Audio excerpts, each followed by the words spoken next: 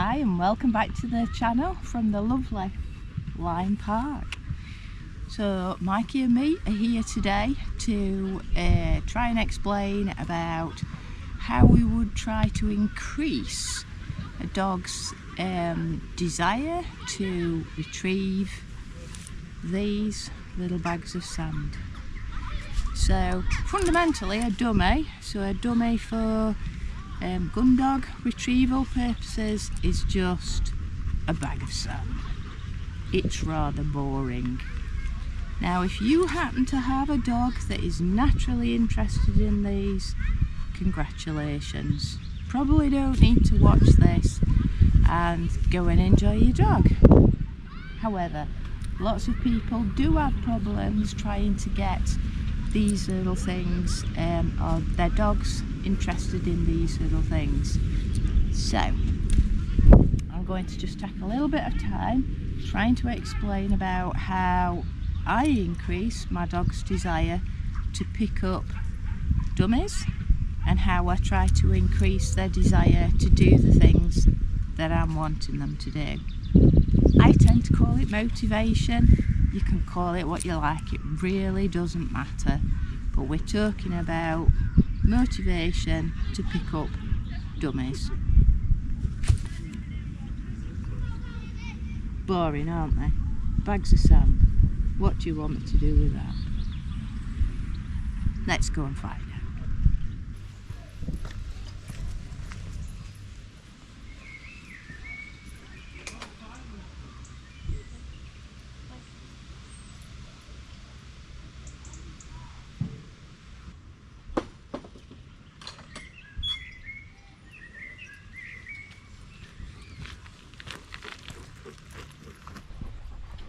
If you're having trouble getting your dog interested in dummies, one of the first things to consider is what type of things you're doing with your dog at home. So has your dog got loads of toys scattered all over the house, can play with them whenever they like, comes up to you and demands fuss and you fuss them? If all of these things are going on, you're less likely to get your dog interested in the dummies. So obviously the interested in the dummies needs to be when you want. So if your dog has lots of stimulation throughout the day and playing when it wants, getting fussed when it wants, it's far less likely to want to retrieve a bag of sand. So we're going to have to do things to get the dog interested in the dummy, but in order to do that you've got to start to manage the way your dog is kept at home. That's not to say that it has a dull life, but it's much more managed. So I endorse the idea of playtime, that throughout the dog's day, depending on, you know, if you go to work, if you work shifts or whatever, however things work for you, if you work from home and you have regular breaks throughout the day, then you wouldn't have any toys knocking around the house. You would have them away in a cupboard, in a basket, whatever, and then you get the toys out for playtime. So it's very structured, 10-15 minutes of play and then the toys go away. Second thing is fuss. So don't respond to your dog if it comes up going, right, I want fuss now. So just ignore your dog if it does that, and then when your dog's mooched off and gone, right, go and look for something else to do, then call your dog to you in a happy tone and engage with your dog at that point, because the interest in the dummies is going to come fundamentally from interest in you. So you've got to think about that aspect of really what kind of a relationship have you got with your dog. Is it your dog tells you what to do and you do it, or actually do you have enough interest for your dog to want to come and be fussed or play with you when you want them to. Just something to think about. So my dog, this dog that you've just seen, he's quite well motivated when he sees the dummy, so if it's a seen retrieve. So I don't normally try to razz him up for just a straightforward scene. But at open standard, then a lot of them are blind, so the dog hasn't seen the dummy thrown, and I find that I need more motivation in those circumstances. He's also not a dreadfully natural, confident swimmer. He swims very nicely, don't get me wrong, but he's easily spooked. So I find that a blind across water is the thing that he finds the hardest. So I need to have him super motivated, doing all of that, throwing the dummy around and getting him really keen when it's a blind across water. So even the situation like that, the type of retrieve, will mean that I'll vary how much I do with him or not. So a scene retrieve with shot is even more exciting. So I would be actively really trying to calm things down so he doesn't get so wappy that eventually when he comes back with the dummy, he's chucking it all over the place, doing the sort of mouthing and chucking it around. So I'd want him much calmer for that retrieve. So you've really got to think about what type of retrieve you're doing and how much motivation for those dummies you're having at that point.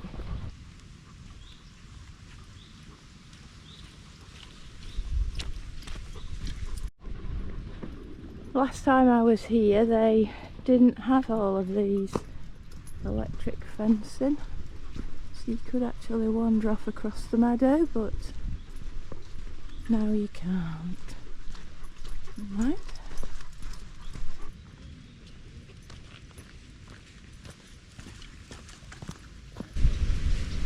So one of the first things you might want to consider before you even start throwing dummies is your dog hydrated? So offer your dog a drink, because if I think about an equivalent of putting a dry dummy in my mouth, probably wouldn't want to do it. So make sure your dog's mouth is damp by just making sure he's been offered a drink. Simple as that. So here we've got little Michael. So we've walked up through Lyme Park, as you've seen, and we've got a dummy. So he turned his head to the sound of the dummy dropping, and frankly that's about it. So at the moment he's really not bothered about Pakistan. So how do we get him interested? So first off, move your dog. Mikey! Yes, good boy. So engage with your dog, and it's up to you how you do that. I give him a little bit of fuss. Mikey, move around myself. If he gets overexcited, then I calm it down again. But you can see now he's wagging his tail. He looks a little bit more interested in what's going on around him. Mikey, Mikey, Mikey, Mikey, Mikey, Mikey. Now he's interested in the dummy.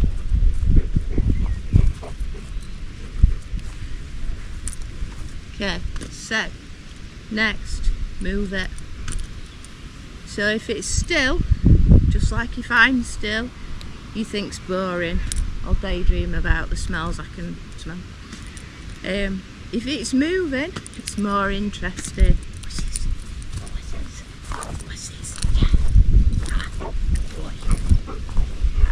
Yeah, boy. Now he's interested. Boy.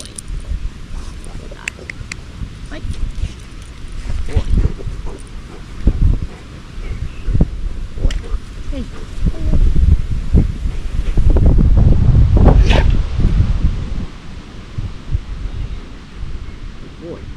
again, you can see now his tail is wagging a lot more than it was. And then if I become still and stop moving around, stop moving the dummy around, he will calm down. So it's almost like a balance, like a seesaw.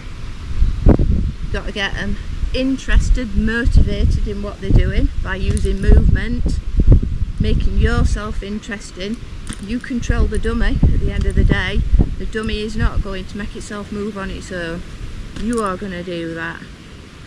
So this comes back to you being the centre of the dog's world, of all good things. Everything that is exciting in life comes from you. Good boy.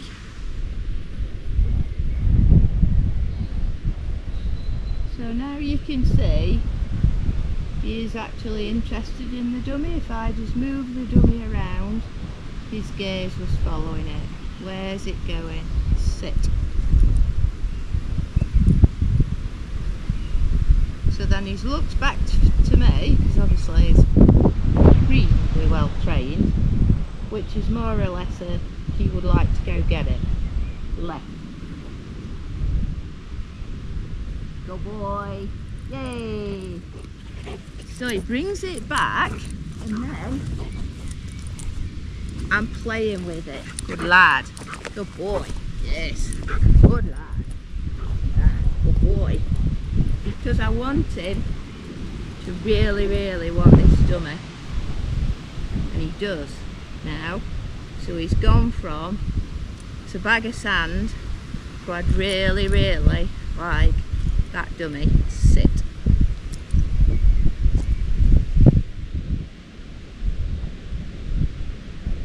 Right. Good boy. Yes. Good cat. Good boy.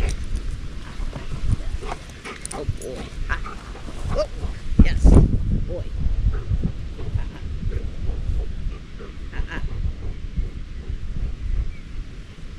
Good boy. So if you're finding that you're needing to calm things down, one thing that you can do is go place the dummy rather than throwing it. Because again, it's the whole thing about excitement, movement. If you need to calm it down so that they're not getting so wild, then go place the dummy. Remember, this is training.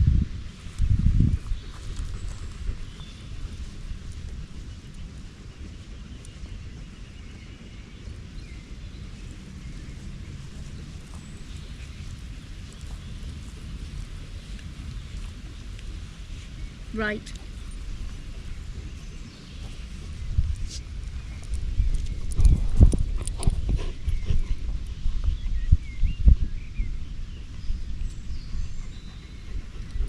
Good lad. Good boy. Good boy. Good lad. Very nice.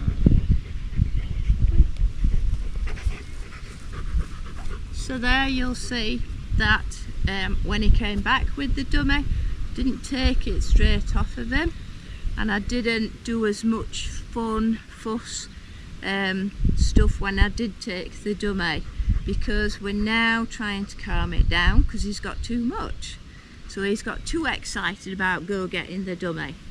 So it's all about that seesaw of getting the desire, the motivation to go get the dummy and to bring it back and to receive all that fuss and all of that interaction with you, but at the same time it's got to be done in a calm way. So it's just getting that balance right for your dog, and sometimes you're going to need to do a little bit more razzing them up and getting them motivated to the dummy, and then other times you don't need to do that. They're motivated enough on their own, and sometimes you need to actually calm them down because they're overstimulated. They're far too motivated to do stuff. So it's about having those tools so that then you can get that balance right, so that you achieve that lovely straight retrieve, straight out, straight back to hand, no messing about, and then you'll feel proud. Yes. So some of you will be thinking, yes, but Your dog was ragging the dummy. Oh, okay, well he came back with the dummy, but my dog runs round like a lunatic as soon as it's got the dummy. We're talking about pieces of a jigsaw. Your whole retrieving thing, you've got to think of it like pieces of a jigsaw, that you've got to first have those little pieces and get them sort of organised so it comes together as a picture. But fundamentally, if your dog's not interested in the dummy in the first place, you've got no hope. So get your dog interested in the dummy and other things will follow. If you think about there, when he was coming back, when he was all enthused, he did that. Yep, and that is a shake. That's how any predator will dispatch an animal, its prey. We don't like it, obviously, as humans. We prefer to think nice things, but that's what it is. So your dog naturally will hunt. It will stalk, so an actual point where they lock up, that's an exaggerated stalk. So stalking is getting close enough to the prey to jump on it, get it. Your dog naturally will chase, because obviously how's it going to have its tea if it doesn't chase its prey? Once the chase or the point, the stalk has meant it's close enough, most will pounce. And again, particularly in puppies, you see them pouncing on things. So once it's pounced, it's then got its prey in its mouth. How's it gonna kill that live rabbit or whatever it is? And what they do is and it breaks its neck. That's what that does. So that's why young Michael here, when he started getting a little bit too over the top, he did that, and it's quite natural for them. There's nothing wrong with it, other than I wouldn't want him doing that too often, because that's not what I want to see in a formal retrieve. But that's why your dog is doing what it's doing.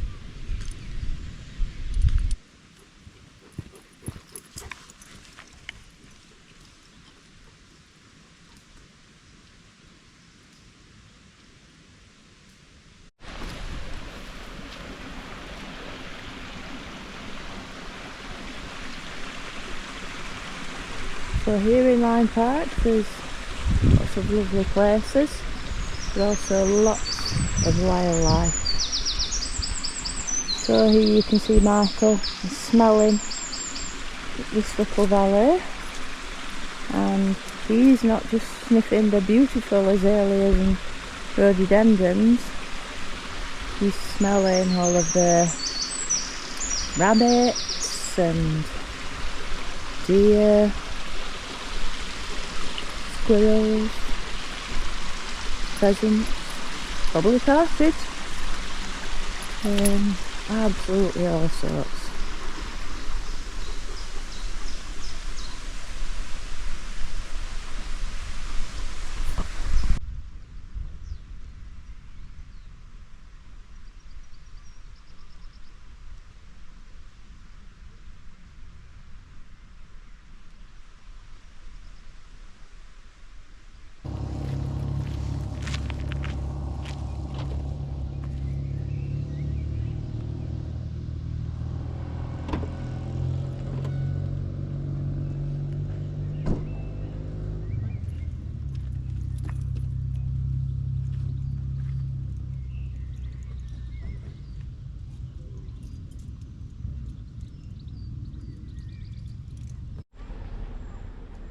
So I hope you've enjoyed today's little video, and if you have, give the video a like. Also, don't forget to subscribe to the channel if you haven't already. That way we know that you're enjoying the content, and then we can provide you with more content like this.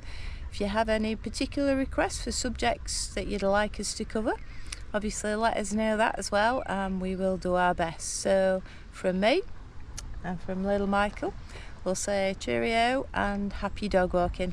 Bye bye.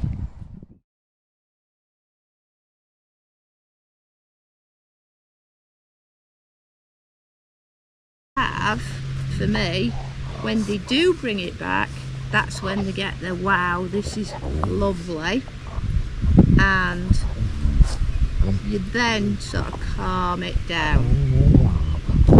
Mike, you're not being helpful. Good boy. Good boy, sit. So